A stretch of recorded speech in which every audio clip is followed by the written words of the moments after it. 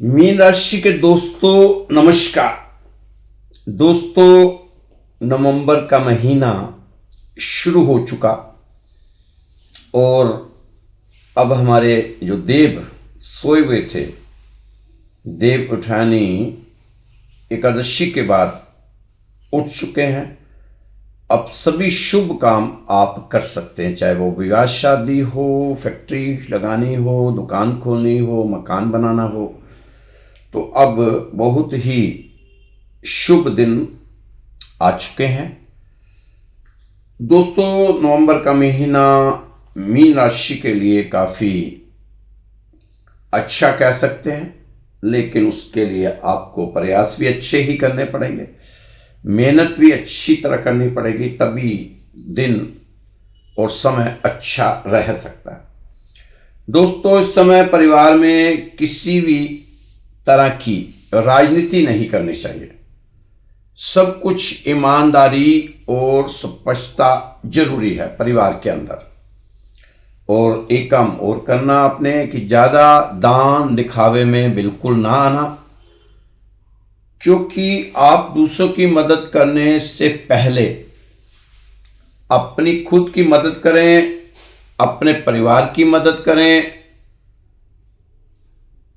परिवार के मामले में ज़्यादा दखल अंदाजी बिल्कुल ना करें, तो आपके लिए अच्छा होगा, अच्छा समय साबित होगा। ससुराल पक्ष से थोड़ा सा सहयोग मिल सकता है, तो उस सहयोग का स्वागत करना चाहिए और खुशी खुशी सहयोग लेना भी चाहिए। उसमें अपने अहम को बीच में नहीं लाना चाहिए, तो ज़्यादा अच्छा होगा। मीन राशि के दोस्तों, आप कुछ छोटे छोटे उपाय करते रहें। नियमित रूप से माँ लक्ष्मी को गुलाब का फूल जरूर अर्पित किया करें, ताकि आपका मान सम्मान बढ़ा रहे। बृहस्पति देव की कृपा आप पर बनी हुई है। आप बृहस्पतिवार को गाय को भीगी हुई चने की दाल खिलाएं, धन लाभ होगा और आपके परिवार की तरक्की होगी और आपके परिवार में प्रेम भाव बढ़ेगा और दूसरे ग्रह भी आपको अच्छा फल देंगे। उसके लिए आपने अपने आलस को छोड़ना होगा। दोस्तों, आप छोटा सा उपाय कर लेना, ताकि आपकी एनर्जी बढ़े, काम करने का आत्मविश्वास बढ़े, आत्मबल मजबूत हो। आप एक उपाय ये भी कर लेना, आप थोड़े से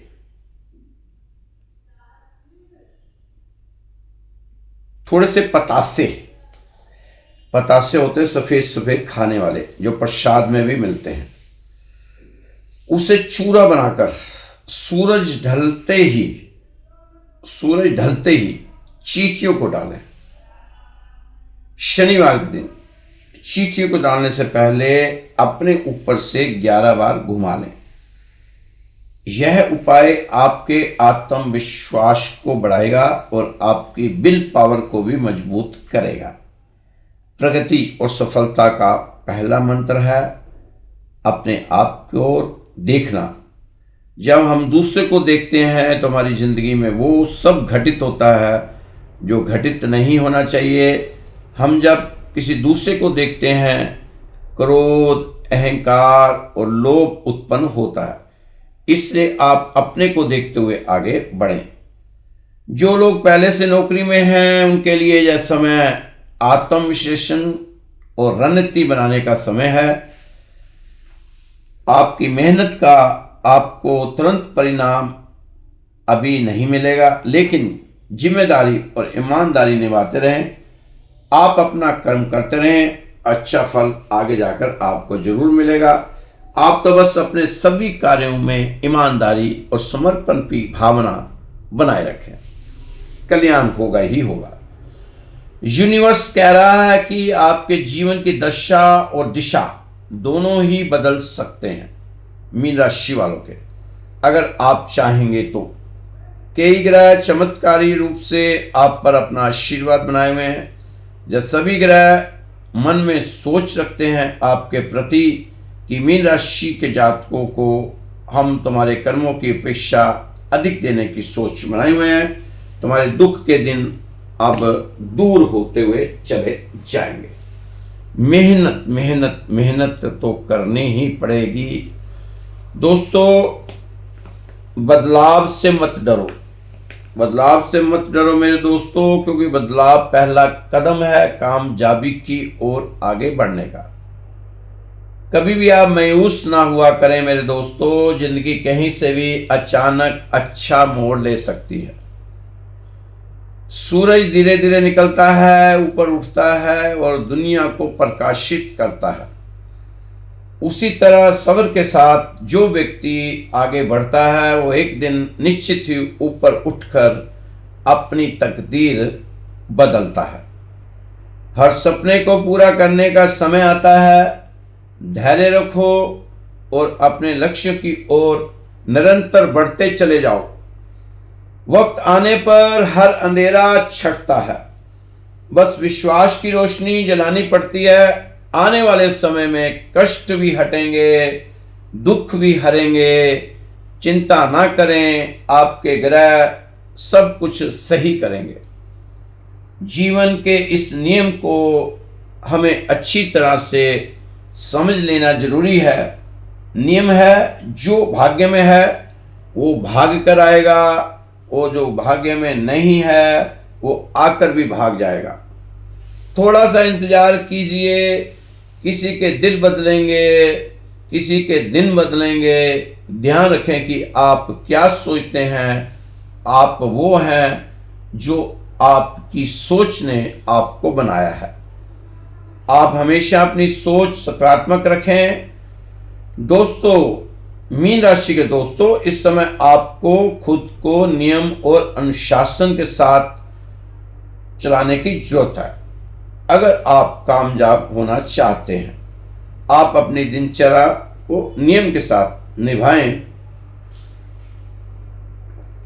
क्योंकि शनि की 60 सती और ऊपर से शनि बकरी, इसका तो असर आपको रहेगा ही। शनि की हमेशा एक डिमांड रहती है, नियम, अनुशासन, मेहनत और सात्विक रहना। बस और शनिदेव को कुछ नहीं चाहिए आपसे, इसी से वह खुश हो जाते हैं। नियम हर ग्रह को प्यारे हैं।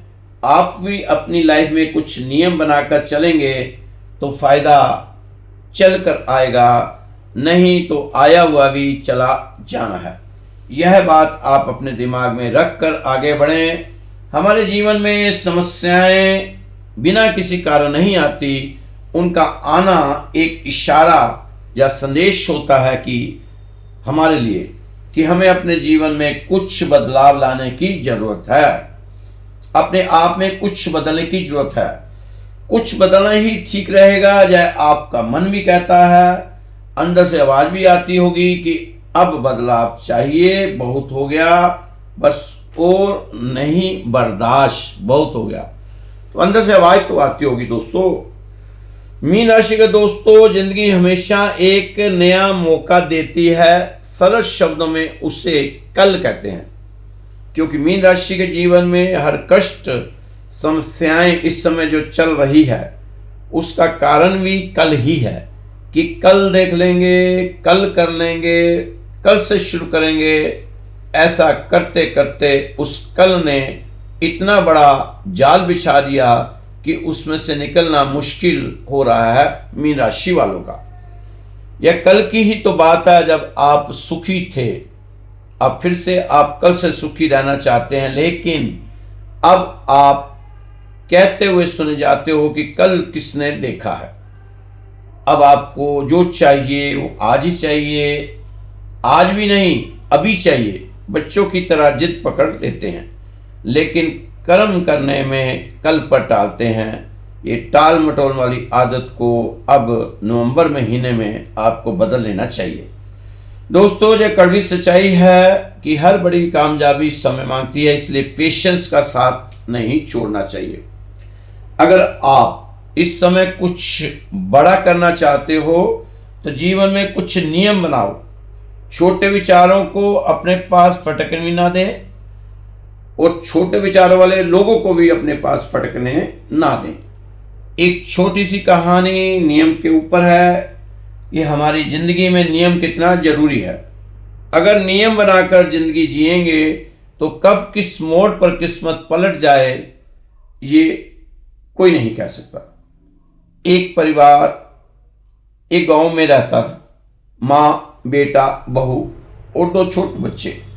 ये 5 लोगों का छोटा सा परिवार था। माँ हमेशा बेटे को टोकती रहती थी, तो कोई काम नियम से नहीं करता, टालता रहता है, कल पर टालता रहता है, आगे के लिए टालता रहता है, कुछ भी करता है पूरा काम नहीं करता, समय पे नहीं करता, पाठ पूजा करता है लेकिन उसका कोई समय नहीं, सूरज को जल देता है लेकिन उसका कोई समय नहीं, हनुमान चालीसा पढ़ता है लेकिन उसका कोई समय नहीं, जल देता है, नहाता है, खाता है, कोई तरह समय का निर्धारित नहीं। थोड़ा नियम अनुशासन में अपने आप को बनाओ। समझाती रहती थी माँ कि थोड़ा अपने आप को नियमों के साथ बांधो। अब तुम्हारे पिताजी इस दुनिया में नहीं रहे तो घर की जिम्मेदारी तुम्हें ही निभानी है। अगर नियम बनाकर नहीं चलोगे तो जो थोड़ी बहुत पूंजी, जमा पूंजी बची है, इसका पता भी नहीं चलना कब खत्म हो जानी है। लेकिन बेटा अपनी मर्जी का मालिक, किसी नियम को मानता ही नहीं, सुनता सबकी, करता अपनी, सब कुछ धर्म कर्म भी करता लेकिन नियम नहीं, अनुशासन नहीं। गांव वालों ने एक बार राम कथा का आयोजन करवाया। वहां पर एक महात्मा जी आए। अब जब परिवार भी महात्मा जी से मिलने गया, महात्मा जी ने उसे पाठ पूजा करने के लिए कहा। वो कहता मैं तो रोज करता हूँ। महात्मा जी ने कहा हनुमान चालीसा, कहता मैं रोज पढ़ता हूँ। महात्मा जी ने कहा सूरज को जल, कहता मैं रोज देता हूँ। महात्मा जी ने कहा जो उपाय बता रहा हूँ वो तू अगर करता है तो फिर अगर सब कुछ कर ही रहा है तो फिर ये तेरे घर में बरकत क्यों नहीं? हो सकता है कि इन सब करने में कोई त्रुटि रह रही हो। जब तुम्हारे घर से दरिद्रता नहीं जा रही, बरकत नहीं है, कमाई तू नहीं कर रहा, कोई काम नहीं कर रहा, बैठ कर खा रहा है, तो कुछ ना कुछ त्रुटि रह रही है। जब महात्मा जी ने नियम की बात की तो कोई भी नियम से नहीं कर रहा था कोई भी काम। महात्मा जी ने कहा तुम्हें कोई ना कोई नियम लेना पड़ेगा। उस व्यक्ति ने कहा वो काम मुझसे नहीं होगा, मैं शर्तों के साथ कोई काम नहीं कर सकता, मेरे बस का नहीं, मैं तो अपनी मर्जी का मालिक हूं। महात्मा समझ गए कि यह काफी जिद्दी स्वभाव का है, हर चीज को मजाक में टाल रहा है। पर महात्मा जी को उसकी मां पर दया आ रही थी। महात्मा जी ने कहा कोई तो एक नियम ले लो, आप 43 दिन तक नियम बना लो कि मैं रोज इस समय मंदिर जाकर मंदिर की सफाई करूंगा। उसने तुरंत कहा वो तो पंडित जी कर लेते हैं, चलो पूजा करके आ जाया करो, मैं घर में ही सब पूजा पाठ कर लेता हूँ। महात्मा जी समझ गए कि यह तो पक्का ही जिद्दी है। महात्मा जी ने कहा तुम ऐसा करो, आपके गांव में एक तालाब है तो वहां जाकर एक फूल रोज तालाब में मारकर आया करो सुबह 5 बजे। महात्मा जी फूल का वहां क्या काम, तालाब की जगह फूल कौन मारता है, वहां तो बच्चे पत्थर मारते हैं। तो महात्मा जी ने कहा चलो तुम 43 दिन सुबह 5 बजे तुमने उस तालाब में पत्थर मार के आना है, ये नियम बना लो। फूल कैंसिल, पत्थर, बस यह उसे पसंद आ गई। क्योंकि अब राहु के मतलब की बात सामने आई तो राहु ने उकसा दिया और व्यक्ति ने तय कर लिया कि कल से सुबह 5 बजे उठकर तालाब में एक पत्थर मारना है। 43 दिन तक महात्मा जी ने कहा कि दिन पलट जाएंगे, लिख कर दे दिया है महात्मा जी ने। अब सुबह जल्दी उठता, अपने सभी कामों से निपटकर पहुंच जाता तालाब के पास 5 मिनट पहले ही 5 बजने से। जैसे ही 5 बजते वह पत्थर मारता और भागता हुआ खेत पर पहुंच जाता और अपना खेत में काम शुरू कर देता। ऐसे करते करते 42 दिन हो गए। माँ से कहता कि महात्मा जी की बात झूठी साबित हो रही है, अभी तक तो किस्मत वैसी की वैसी है। माँ ने कहा तुम खुद ही तो बता रहे हो कि इस बार फसल अच्छी हो रही है। हाँ, तो वो तो मेरी मेहनत है। माँ ने कहा बेटा मेहनत तो तुम पहले भी कर रहे थे, तब नहीं हुई। हाँ, इस बार मैंने मेहनत ज़्यादा की है, तब फसल ज़्यादा हुई है, लेकिन इसमें किस्मत कैसे पलट जाएगी। माँ ने समझाया बेटा अभी एक दिन और है, क्या पता किस्मत पलट ही जाए। माँ ये तो कल भी मैं जाऊंगा, कल 43 दिन पूरे हो जाएंगे, लेकिन मैं महात्मा जी को सबके बीच में पकड़ूंगा और बताऊंगा कि आपकी घोषणा झूठी रही। माँ चिंता में पड़ गई, जब पागल है, कहीं महात्मा जी से कोई श्राप ना दे दें, यह श्रापित ना हो जाए। आज आखिरी दिन था, सुबह जल्दी उठा, सभी कामों से निपट कर पहुंच गया तालाब पर। आज 10 मिनट पहले ही पहुंचा। 5 बजे मारा पत्थर तालाब में, खुद को देखा वैसा का वैसा, किस्मत नहीं पलटी। जोर से चिल्लाया अब पकड़ूंगा, अब पकड़ूंगा, सबके बीच में पकड़ूंगा। वही पास ही पेट की आड़ में चोर लोग चोरी के पैसे का बंटवारा कर रहे थे। वह सारा चोरी का सामान वही छोड़कर भाग खड़े हुए। उन्हें भागता देखकर वह गया तो देखा सोने के गहने, चांदी, रुपया, सभी कुछ चोर वहीं छोड़कर भाग गए थे। जब उसने वो सब देखा तो जोर से चिल्लाया अब पलटी है किस्मत मेरी, अब इस पैसे से मेरे सारे दुख दूर होंगे। साथ ही महात्मा की बात याद आई कि नियम से किस्मत पलट सकती है, पलट जाती है। दोस्तों यह तो एक कहानी है, इसे आप टाइम पास के हिसाब से भी सुन सकते हैं, समझ सकते हो। अगर ज्ञान लेना चाहो तो बहुत गहरा ज्ञान है कि नियम की जो तरंगे, नियम की जो ऊर्जा होती है, उस नियम की जो पावर होती है, उससे उस व्यक्ति को धन मिला। सिर्फ एक नियम को फॉलो करने से अगर अब तक जीवन में नियम से चलता तो आज कहीं का कहीं पहुंच जाता। तो दोस्तों जीवन में नियमों की ऊर्जा को जरूर हमें अपनाने की ज़रूरत है। इंसान हमेशा गलती करके ही सीखता है, वो और किसी और तरह से नहीं सीख सकता। दोस्तों समय और समझ दोनों एक साथ बस किस्मत वालों को ही मिलते हैं, क्योंकि अक्सर समय पर समझ नहीं आती और जब समझ आती है तो समय निकल जाता है। लेकिन मीन राशि वालों, आपके पास अब समय भी है, समय है। कर्म करेंगे अच्छे वाले तो अच्छा फल मिलेगा। दोस्तों आपको अच्छे अच्छे कर्म करते हुए आगे बढ़ते रहना चाहिए। ये जो समय है आपके लिए काफ़ी अच्छा रहने वाला समय, तो इस समय को जरूर आपने अपने जीवन में अनुकूल बनाने की कोशिश करनी।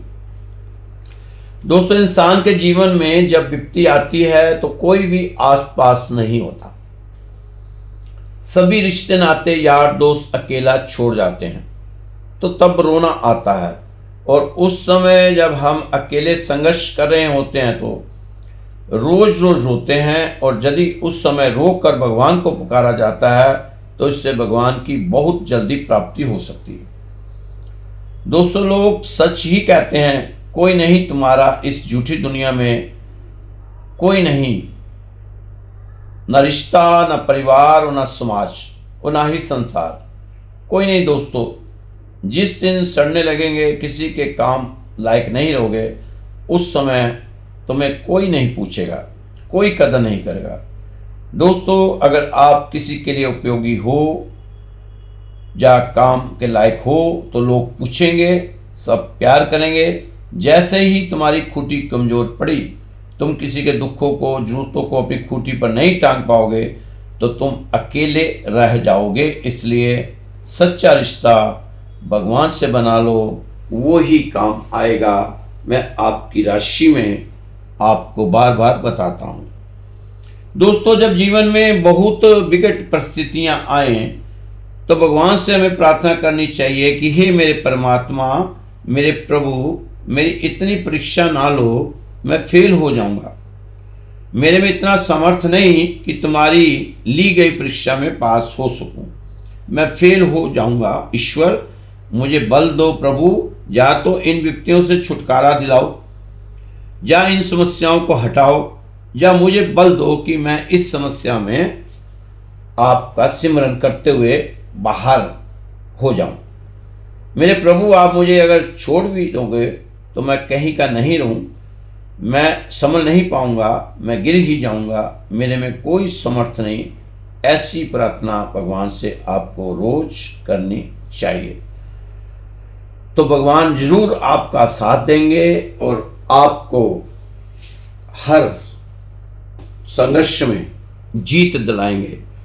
दोस्तों, एक छोटी सी कहानी आपको सुनाता हूं। प्रसंग है, इसमें से भी कुछ सीख सकते हैं। राजा ने एक चोर को फांसी का हुक्म सुना दिया। फांसी की तारीख तय हो गई। जिस दिन चोर को फांसी होनी थी, चोर को उसकी आखिरी इच्छा पूछी गई।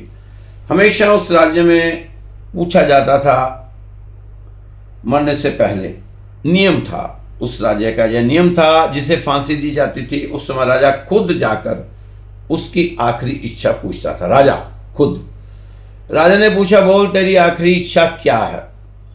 चोर ने कहा, मेरी आखिरी इच्छा है, अगर वो मेरी पूरी हो जाए तो मैं शांति से फांसी चढ़ पाऊंगा।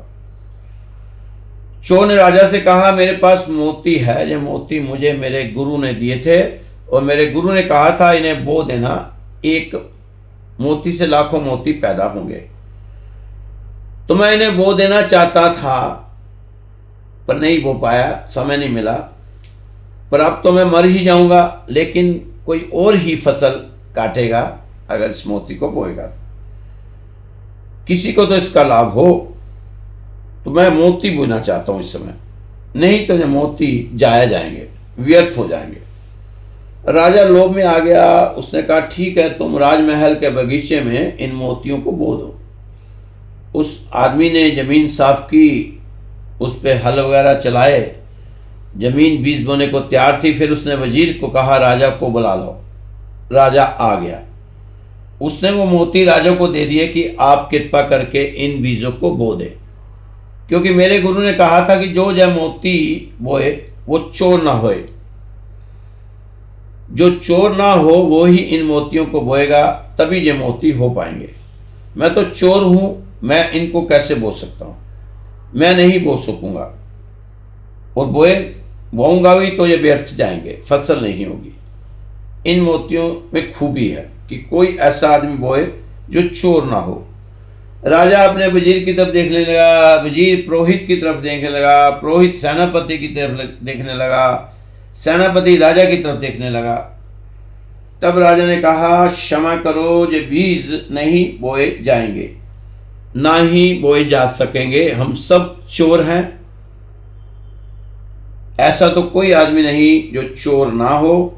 और राजा ने चोर से कहा, मैं समझ गया आपकी बात, तुम्हारी फांसी की सजा रद्द की जाती है। तुम भी चोर हो, हम भी चोर हैं। तुम छोटे चोर हो, हम बड़े चोर हैं, लेकिन चोर हम सब हैं। तो उसकी फांसी की सजा टाल दी गई। तो दोस्तों, हर आदमी आज अपने आप को साफ स्पष्ट नहीं कह सकता, क्योंकि ये कलयुग है, चतुर्युग है। इसमें जैसे को तैसा वाली पॉलिसी अपनाने की जरूरत पड़ती है। तो आप भी इस समय जैसा आपके साथ कोई व्यवहार करता है, उसी तरह का व्यवहार आपने उसके साथ करना। ज़्यादा इमोशनल, ज़्यादा भावुकता वाला अपना स्वभाव है, उसको बदलने की कोशिश करनी है, नहीं तो नुकसान हो सकता है। मीन राशि के दोस्तों, सब कुछ खो जाए पर इन चीज़ों को संभाल कर रखना, सबसे बड़ा अपना विश्वास मत खोने देना। श्रद्धा, स्मृति, प्रज्ञा, स्थिरता, दया, करुणा, इन्हें आप संभाल कर रखना। ये हर जन्म में काम आती है। जैसे ही श्रद्धा जागेगी, उसकी भगवान को सभी चीज़ें आपकी हो जाएंगी। एकलव्य के पास द्रोणाचार्य की सारी विद्या अपने आप चल के गई, क्योंकि उनने श्रद्धा रखी थी। प्रभु का कोई सुख जल्दी अचरज नहीं। प्रभु मुद्रिका मेलमुख माही, जल्दी लांगे अचरज नाही। ये किस में लाइन आती है? हनुमान चालीसा में। तो हनुमान जी ने जैसे ही अंगूठी मुंह में रखी, मतलब राम का नाम, पता भी नहीं चला कब समुंदर लाग गए। प्रभु मुद्रिका मेलमुख माही, जल्दी लाग गए अचरज नाही। आप भी राम के नाम का सहारा ले लो, पता भी नहीं चलेगा कब इन समस्याओं से, इस संघर्षों से, इन परेशानियों से, इन दुखों से, इन कष्टों से आप बाहर आ जाएंगे, पता भी नहीं चला। जिस तरह हनुमान जी को पता नहीं चला था, समुद्र लांग गए थे राम के नाम का सहारा लेके। राम जी का सकल बल हनुमान जी के साथ जुड़ गया था। जैसे राम लिखी मुद्रिका मुख में रख ली। मुद्रिका मतलब राम नाम। क्या आप समझते हैं? आपकी सब चीजें पूरी हो जाएंगी। दोस्तों, अंतिम श्वास तक कितना बखेर कर रखा है अपने आप को। अब थोड़ा सा समेटना शुरू करो। आपकी बिखरी चीजों को आपको ही बटोरना है। आपके सपनों को कौन साकार करेगा? आपकी योजनाओं को कौन पूरा करेगा? जो अधूरी रह गई है, उन योजनाओं को कौन गति देगा? अब अच्छा समय आ रहा है। अब अपनी नासमझी के कारण चूकना मत। इस अच्छे समय को हाथ से जाने देना मत। दोस्तों, आप जानते हैं, तिजोरी की चाबी का गुच्छा तब तक किसी को नहीं दिया जाता जब तक विश्वास ना हो जाए कि इसका दुरुपयोग नहीं होगा। उसी तरह भगवान भी हमें ऐसी कोई चीज पहले नहीं देना चाहता जब तक हमारी परीक्षा नहीं ले लेता कि इस चीज का ये व्यक्ति दुरुपयोग ना करे। तो आप भगवान के प्रति विश्वास आपका अडिग हो जाए, बढ़ जाए, शरणागत हो जाए, अनुग्रह में चले जाएं भगवान की। और भगवान का सहारा इस समय चाहिए भी मीन राशि वालों को, क्योंकि सरस्वती चल रही है। अपने आप को सात्विक रखो, सूरज को जल दो, हनुमान चालीसा सुबह और शाम पढ़े। दोस्तों, अगर आप चाहते हैं श्री राधेश्याम मंदिर में आपके लिए, आपके परिवार की सुख शांति के लिए, आपके बच्चों की पढ़ाई के लिए, आपके कारोबार के लिए, आपके बच्चों की विवाह शादी के लिए जो अड़चनें आ रही हैं उसके लिए अरदास लगे, तो आप हमें हमारे व्हाट्सएप नंबर पर अपना नाम, अपना गोत्र, अपना स्थान लिखकर भेजें। हम आपके लिए श्री राधेश्याम मंदिर में अरदास लगाएंगे सुबह और शाम। भगवान करेगा आपको राहत मिलेगी। इस अरदास का कोई शुल्क नहीं है, फ्री में है। बस आपने अपना नाम, अपना गोत्र, अपना स्थान लिख कर भेजना है। व्हाट्सएप नंबर है 9315336907 9315336907। आप व्हाट्सएप कॉल भी कर सकते हैं, मुझसे बात कर सकते हैं। तो दोस्तों, खुश रहो, मस्त रहो, स्वस्थ रहो, व्यस्त रहो और तंदुरुस्त रहो। कल फिर मिलेंगे आपकी राशि के साथ। जय श्री कृष्णा, जय श्री राधे।